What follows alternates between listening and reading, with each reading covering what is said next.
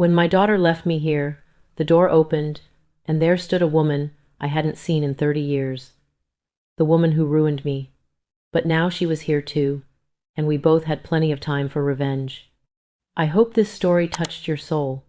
Click subscribe and let me know in the comments which city or country you're listening from. I'm genuinely curious where you're watching from. I'm grateful to everyone who comments. My name is Margaret Eleanor Hartwell. I am 72 years old and have been left to spend the last part of my life in this nursing home in this small town in Vermont. Willow Creek, they call it. Willow Creek. How poetic, isn't it? As if we were going to grow old peacefully under the willow trees. But the truth is, it's just a polite way of getting rid of the elderly. When my daughter Amanda left me here, I never saw a trace of guilt in her eyes. On the contrary, there was relief, as if she had been freed from a heavy burden she had been carrying for years. "Mom, you'll be very happy here," she said, without looking around me. "Professional care, social activities, people your age, it's much better than living alone at home." Alone? I lived in the same house for 40 years. I planted every flower in my garden. I made coffee every morning in my kitchen. I raised Amanda at that kitchen table. But now, according to her, I was just alone. Want to know the truth? Amanda sent me here to get me out of her life. She and her husband Brian wanted to focus on their new home, their new life. And I was just an obstacle in their plans. That day, as we said goodbye at the door, Amanda's last words still echo in my ears. "I'll come visit once a week, Mom, I promise." But she never came. Months passed. She only stopped by for 15 minutes on the first Sunday of every month, then quickly found an excuse to leave. As if she were paying off a debt to herself for seeing her elderly mother. Imagine, what could be more painful for a mother? To be abandoned by a child you dedicated your life to, for whom you sacrificed everything. But the real story doesn't begin here. The first day I arrived at Willow Creek Nursing Home was a cold Thursday morning in October. The leaves had turned orange, yellow, and red. Vermont autumn is always beautiful. But that beauty meant nothing to me. Amanda left me in the lobby, signed my papers, and left.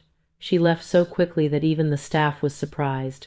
The nurse was a young woman named Sarah. She approached me with a kind smile.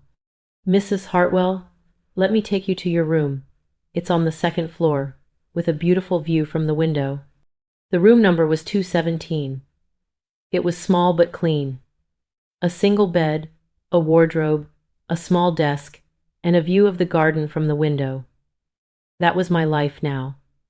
4 walls and a window. The first few days were difficult. I was trying to get used to my surroundings. Breakfast in the dining room, lunch there again, dinner in the same place. Always the same faces, the same silence, the same empty stares. Most of the residents here were elderly. Some had forgotten who they were. Others, like me, had been dumped here by their children. I could see it in their eyes, those silent, hurt looks. None of us said it out loud, but we all knew. It was that very evening, the 7th day. After dinner, I had returned to my room. I was looking out the window. The sun was setting, the sky turning pink and orange. Suddenly, there was a knock on the door. "Come in," I said, without turning around. The door opened slowly. I heard footsteps, but no one spoke. I turned around curiously, and I saw him. 30 years had passed. His hair was completely white. His face was deeply wrinkled. But those eyes hadn't changed. Victoria Pembroke. The woman who ruined me, the woman who betrayed me, the woman who thought I had lost everything because of me. My heart began to pound as if it would leap from my chest. My mouth went dry. My hands were trembling. Victoria was also in shock. Her eyes were wide, her face as white as a sheet. She stood there at the doorstep, as if she had seen a ghost. "You," she said, her voice trembling. "You, Margaret?" "Yes. It's me." 30 years had passed, but we both remembered that night. Boston, 1995. Thornhill and Associates. That cursed night. Have you ever experienced a night that turned your life upside down? A night when you lost everything in an instant, your job, your reputation, your future. I have. And the woman standing before me was the architect of that destruction. Victoria, I said, my voice calm but cold. It's been 30 years, hasn't it?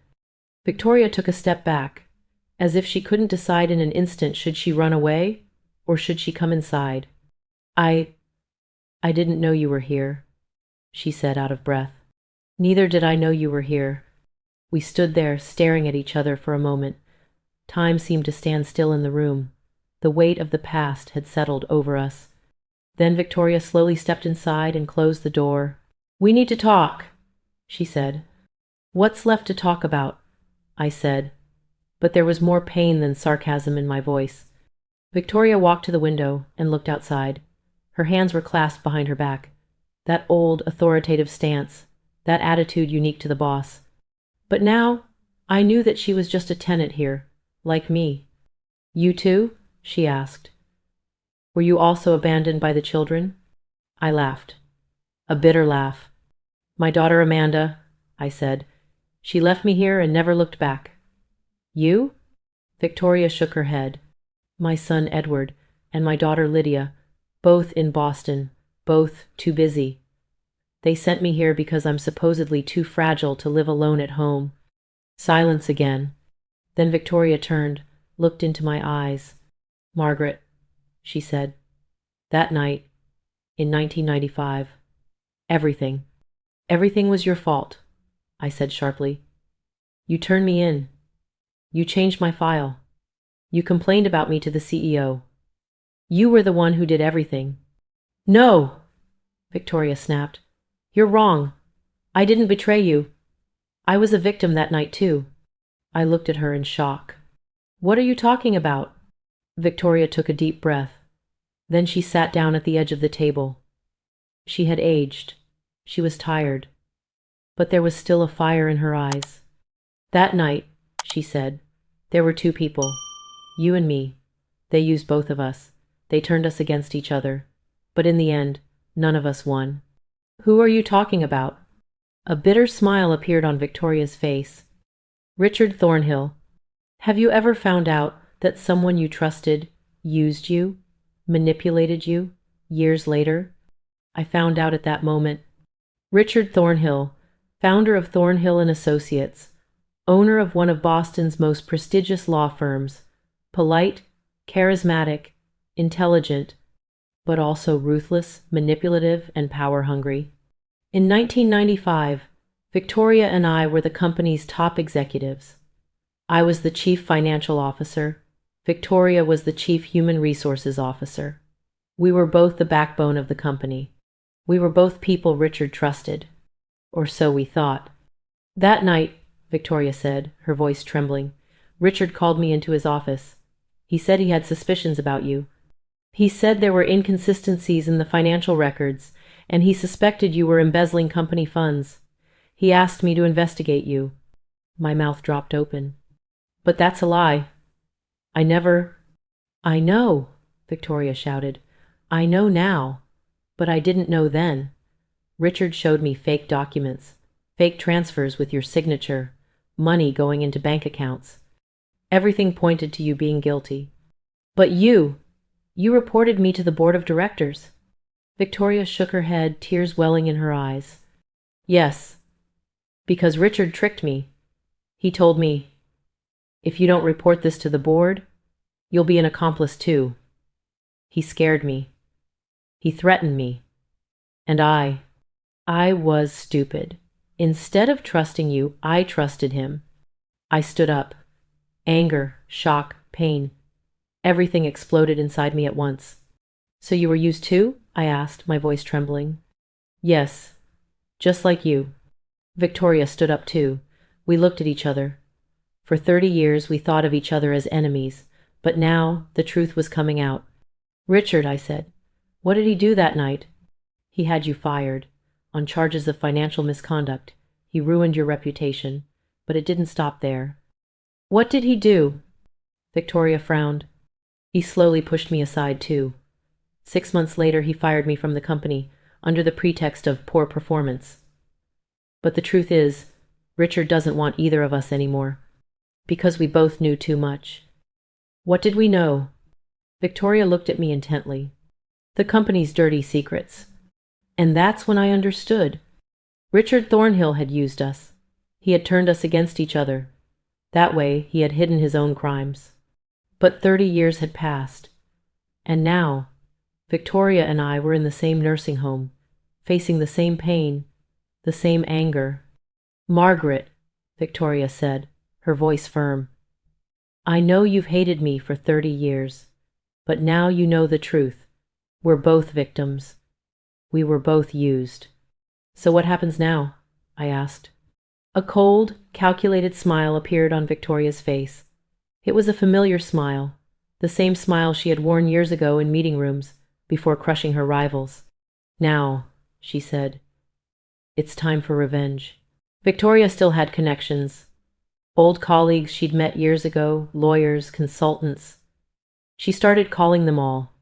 Some didn't remember her. Some hung up on her. But a few listened.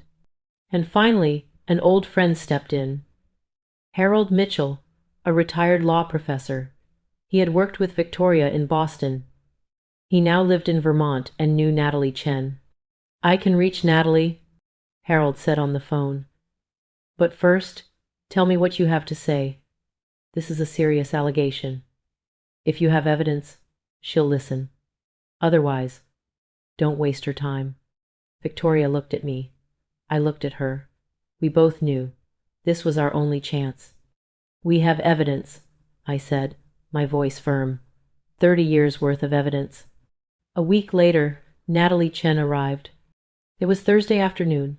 We sat in the small visiting room at Willow Creek Nursing Home. Victoria and I sat side by side, Natalie Chen across from us. She was in her mid-30s, an elegant but stern woman. She held a small voice recorder and a notebook. Mrs. Hartwell, Mrs. Pembroke, she said, polite but distant. Mr. Harold told me about you. But let me be clear, I've heard many such claims. If you don't have evidence... Victoria opened the bag. She dumped hundreds of documents onto the table. Old papers, letters, bank records, internal company notes, emails. Natalie's eyes widened. These, she began, then fell silent. She picked up the documents and began examining them. She read one, then another, then another. Her expression changed, from shock to seriousness, then to anger. Are these documents real? She asked, looking up. Yes, I said. We collected them 30 years ago while working at Thornhill and Associates. How Richard Thornhill ran the company, how he embezzled, how he bribed. It's all there. Natalie took a deep breath. She turned on the voice recorder. Start from the beginning, she said. Everything. And we told her. It took 2 hours. Victoria and I took turns recounting that night. The events of 1995, how Richard manipulated us, how he turned us against each other, how he used us both, and then discarded us. Natalie took notes, asked questions, reviewed the documents. There was a fire in her eyes. The fire in a journalist's eyes. The kind that comes when you know you've found a big story. This is unbelievable, she finally said. This could be Boston's biggest corporate scandal. But there's a problem. What? Victoria asked. Time. These documents are from 30 years ago. The statute of limitations may have expired. Richard Thornhill might not be legally liable. My heart sank. So was it all for nothing? But Victoria smiled.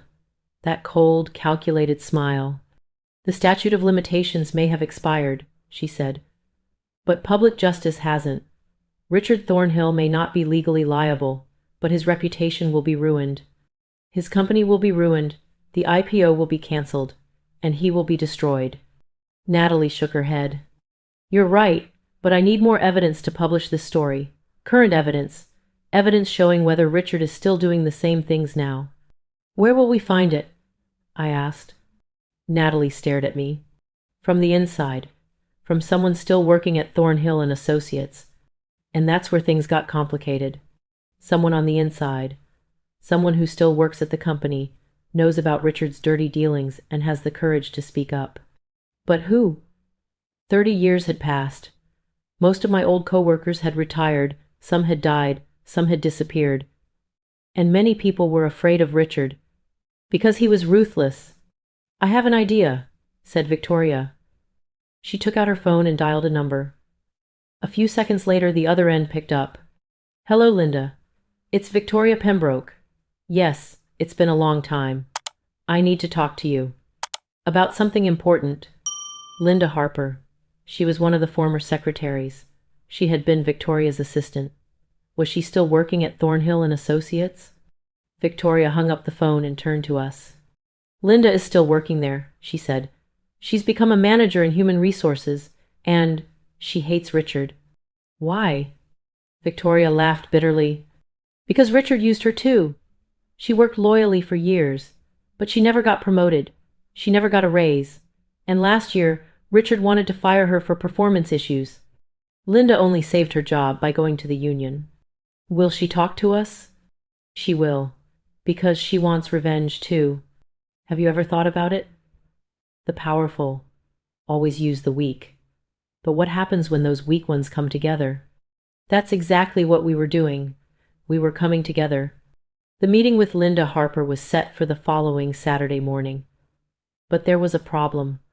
Linda lived in Boston, and we were in Vermont, and neither of us could leave the nursing home. "How will we go?" I asked Victoria. "We won't go," she said. "Linda will come here." "But how will we convince her?" Victoria smiled. "We'll tell her the truth, the chance to finish off Richard Thornhill. That will be enough for her." And so it was.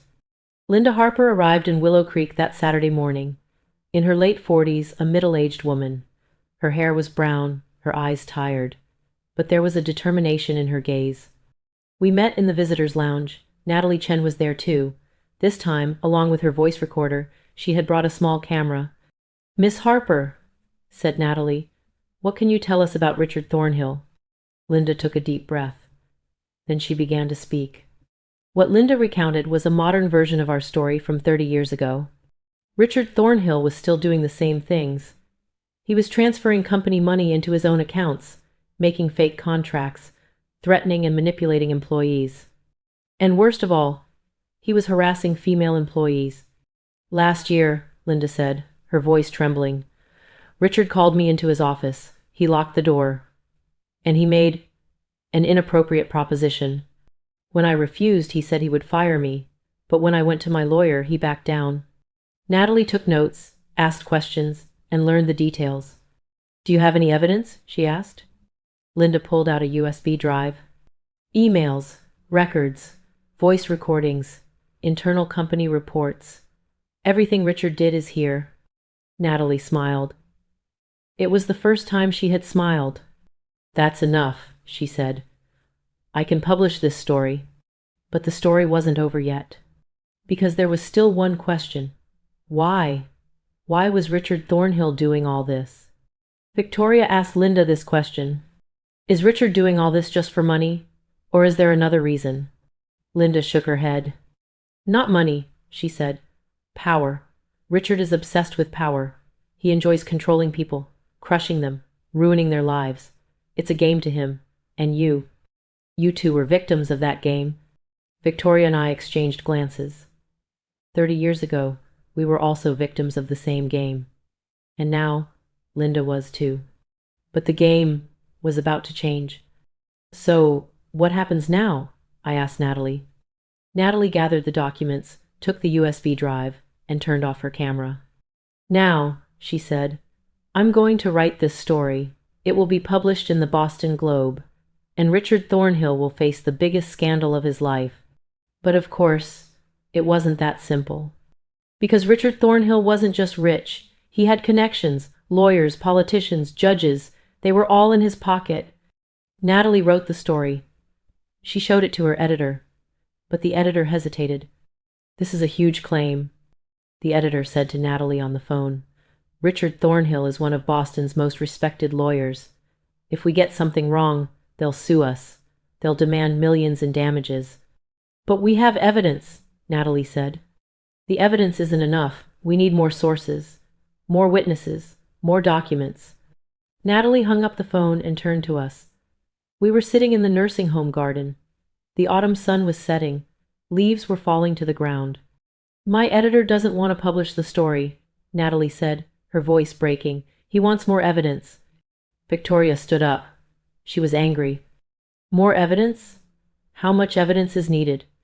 30 years of documents, audio recordings, witnesses? Isn't that enough? Richard's lawyers are very powerful, Natalie said. The newspaper doesn't want to take the risk of a lawsuit. So what are we going to do? I asked. Are we just going to give up? Natalie looked at me. There was determination in her eyes. No, she said. We won't give up. We'll just find a different way. What kind of way?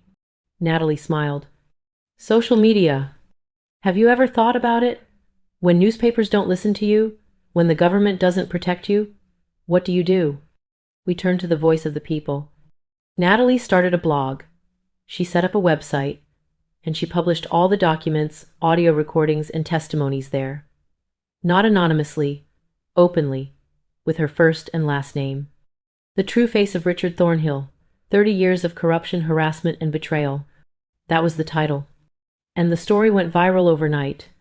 It trended on Twitter, it was discussed on Reddit, it was shared thousands of times on Facebook, and most importantly, former employees of Thornhill and Associates began to come forward one by one.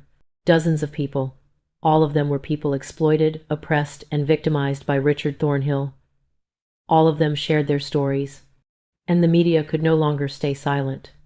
The Boston Globe came back. The New York Times called. The Wall Street Journal requested an interview. CNN ran a story. Richard Thornhill, overnight, went from being Boston's most respected man to its most hated. But Richard didn't stay silent. He sent his lawyers. He filed lawsuits against Natalie, against us, against Linda, against everyone. Defamation, slander, insults, everything. But it was too late. Public opinion was against Richard. Investors pulled out. The IPO was canceled. The company's stock crashed.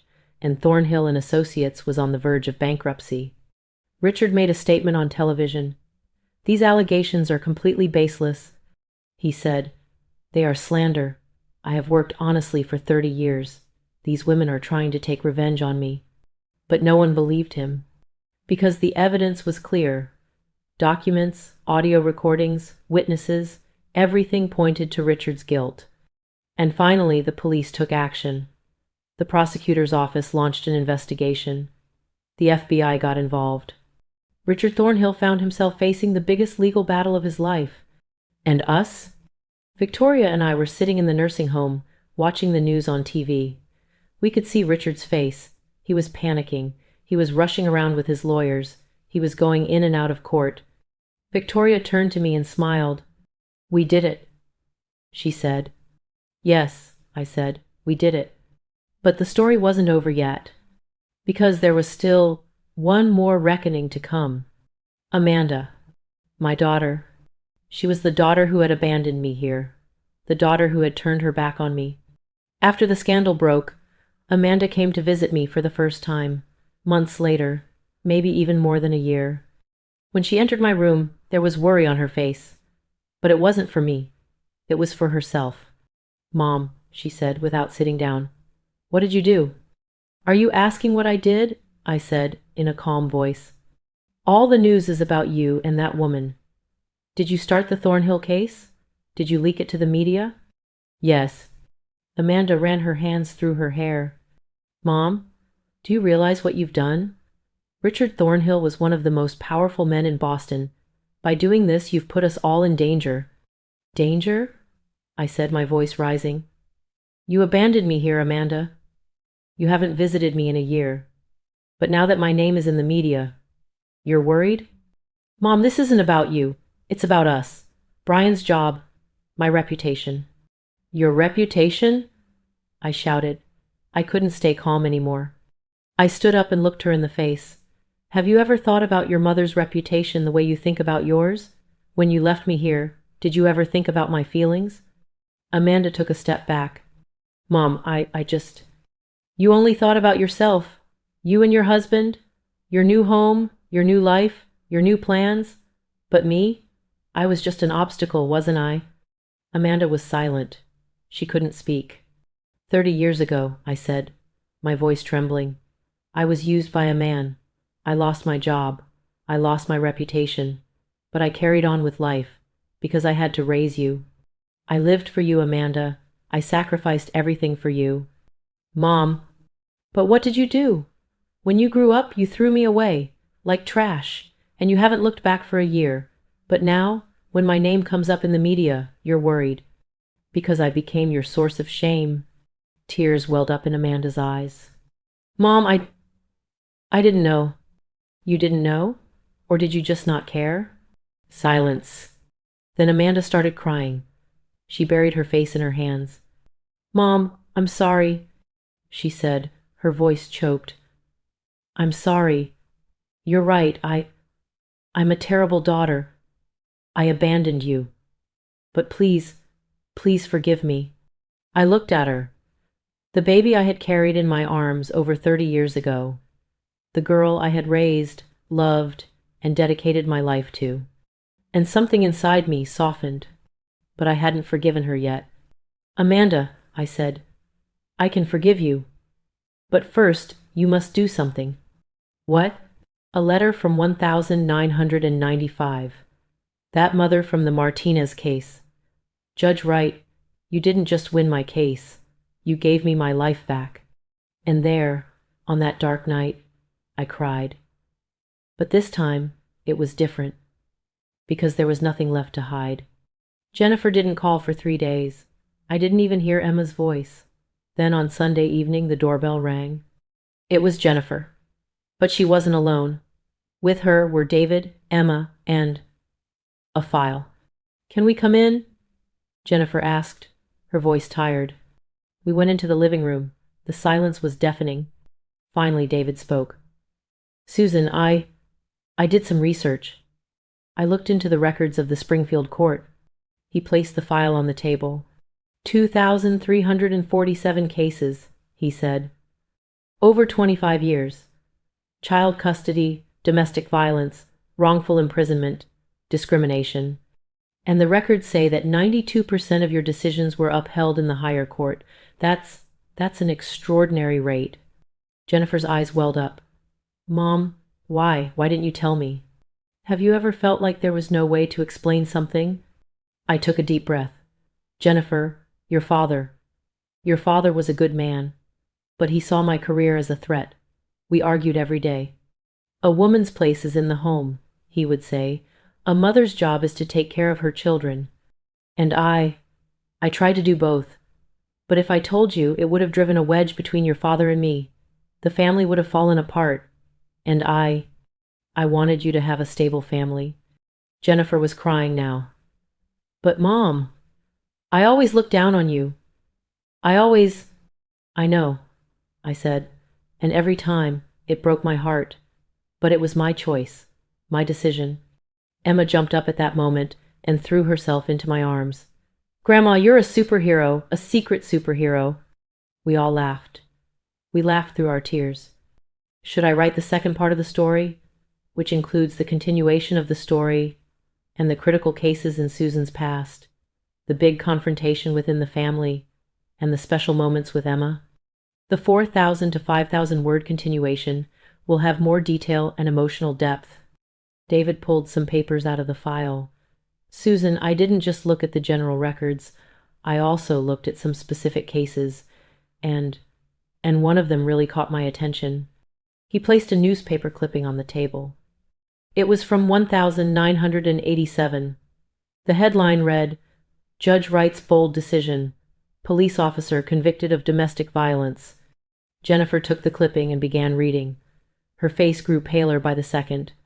Mom, she said, her voice trembling. This case.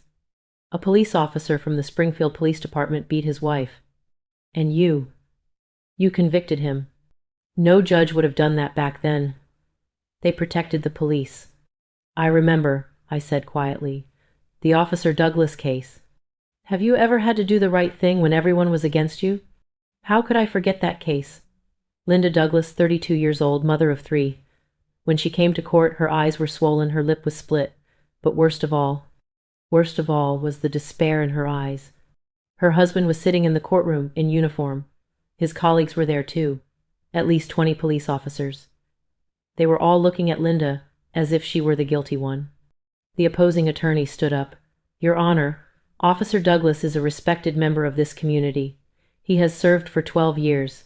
He has received 2 medals for bravery. My client says he was provoked by his wife and that it will not happen again." Then he turned to Linda. "Mrs. Douglas, you're trying to ruin a man's career because of your own resentment, aren't you?" Linda didn't respond. She just bowed her head. I opened the file. Hospital reports, broken ribs, concussion. This was his 3rd emergency room visit in 6 months. "Officer Douglas," I said, looking directly at him. "Stand up." He stood up, back straight, confident. "You swore an oath to protect the peace of this community. But you're creating terror in your own home. Your medals, your uniform, your years of service. None of them give you the right to abuse a woman." But the real change happened at Willow Creek Nursing Home. After our story was covered in the media, the other residents here found their courage. One woman openly talked about how her own family mistreated her. One man revealed that his son had embezzled his money. Another reported mistreatment at the nursing home. And for each of them, Natalie Chen wrote a story. Now, Willow Creek is not just a nursing home. It's a center for activism, a place fighting for the rights of the elderly. Journalists visit frequently. Lawyers offer free consultations. And students come to talk with us. "You are an inspiration," said a university student who visited last week. "You give me hope. When I grow old, I want to be as strong as you are." Victoria smiled. "Strength doesn't come with age, sweetie," she said. "Strength comes from never giving up." "But is everything perfect?" "No, because life is never perfect. Amanda still comes, yes. But sometimes, I see that old distance in her eyes, as if she still doesn't fully want to be here, as if she's still fulfilling a duty. Maybe I'll never fully forgive her. Maybe she'll never fully forgive herself. But at least we're here, together, and that's a start." Victoria's situation is similar. Her children, Edward and Lydia, started coming more often, but Victoria knew they were only coming out of guilt. When the media declared their mother a hero, they felt compelled to be the good kids. "At least they're coming," Victoria said one day. "That's enough." "Is that enough?" I asked. "No," she said, smiling bitterly. "But what else can we do?" And she was right. We're just old women. We can't change our children, but at least we can show them the right path. After Richard Thornhill's death, the company completely collapsed. Thornhill and Associates went bankrupt. Thousands of employees lost their jobs. Customers filed lawsuits. Partners blamed each other. And in the end, the company closed down completely. A 30-year empire vanished overnight. Some blamed us for this. "You caused these people to lose their jobs," they said. But we responded, "No, Richard Thornhill did. He committed fraud for 30 years. We just exposed the truth. So what about now? What are we doing now?" Victoria and I meet for breakfast every morning. Eggs, toast, coffee. Simple, but nice. Then we go out into the garden. Vermont winter has arrived. Snow is falling. The trees are bare.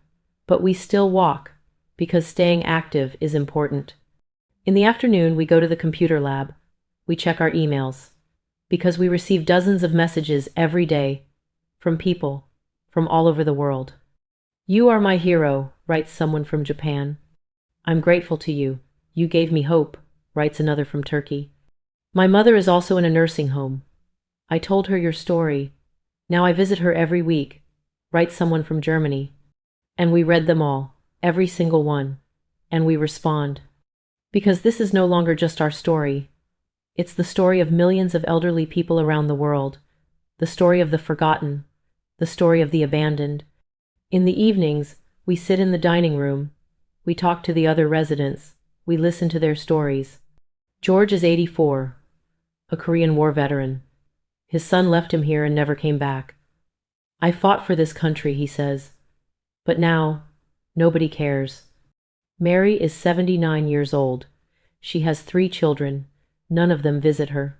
Every Christmas, I send them gifts, she says, but none of them even say thank you. Daniel is 75 years old. He is a former teacher. His daughter left him here because he couldn't live alone at home. I taught children for 40 years, he says. But my own daughter doesn't respect me. And we listen. To each one. Because their stories matter too. Last week, an unexpected visitor came. Linda Harper. Do you remember her? The woman who leaked information from Thornhill and Associates. We met in the visitors' lounge. Linda had changed a lot. Her hair was shorter. Her eyes were brighter. There was a peace about her face. I wanted to thank you, she said. Why? Victoria asked. Because you gave me the courage. You made me stand up to Richard. And now my life has changed. How? Linda smiled. I started a new job. At a nonprofit organization, we help victims of harassment and bullying in the workplace. And I tell your story. In every presentation, I talk about you. 2 women past the age of 70 found justice, I say. You can too. Victoria and I looked at each other, our eyes filled with tears. Linda, I said, you're a source of pride for us. And she was. But of course, not everything is perfect. Last month, Victoria got sick. Pneumonia. She was hospitalized. She spent a week in intensive care. I was scared, very scared, because Victoria is no longer just a friend. She is my sister, my comrade in arms. I went to the hospital every day. I held her hand. Don't give up, I said. You're Victoria Pembroke. You never give up. And she didn't give up. A week later, she recovered. She returned to the nursing home, and the first thing she did was visit me.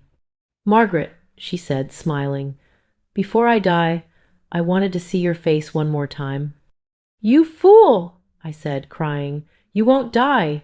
We still have so much to do. Like what? I don't know, but we'll find something. And we did. Our new project, the Elderly Rights Association. Victoria and I started an association. Officially. We talked to lawyers, filled out paperwork, registered. We named it the It's Never Too Late Association. Our goal? To protect the rights of elderly people, to expose mistreatment in nursing homes, to report domestic neglect, and most importantly, to teach elderly people how to make their voices heard. Natalie Chen created a website for us. Volunteers are helping us.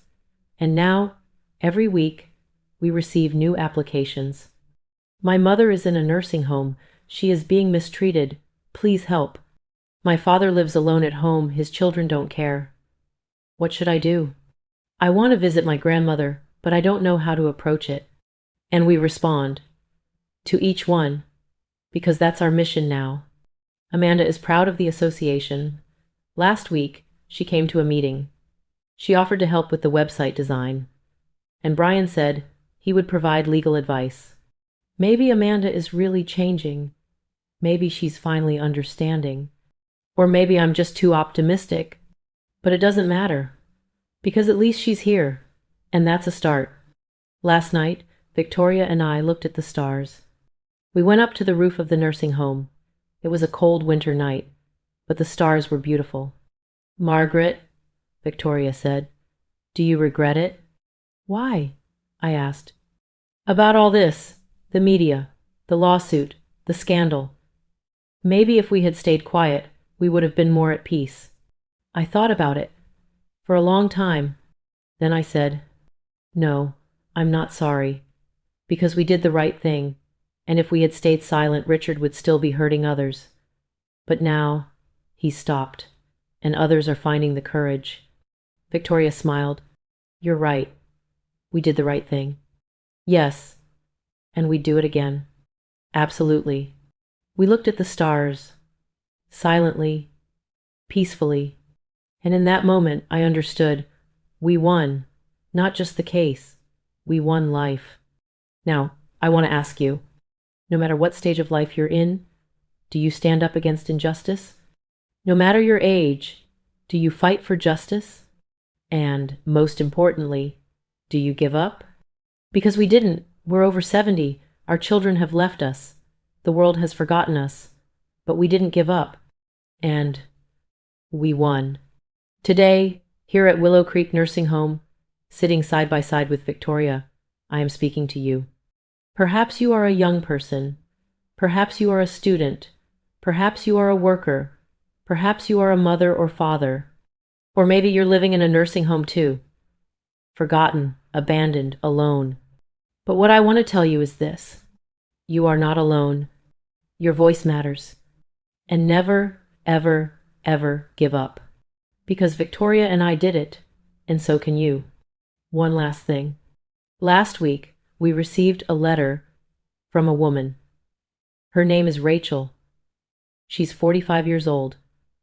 She lives in California.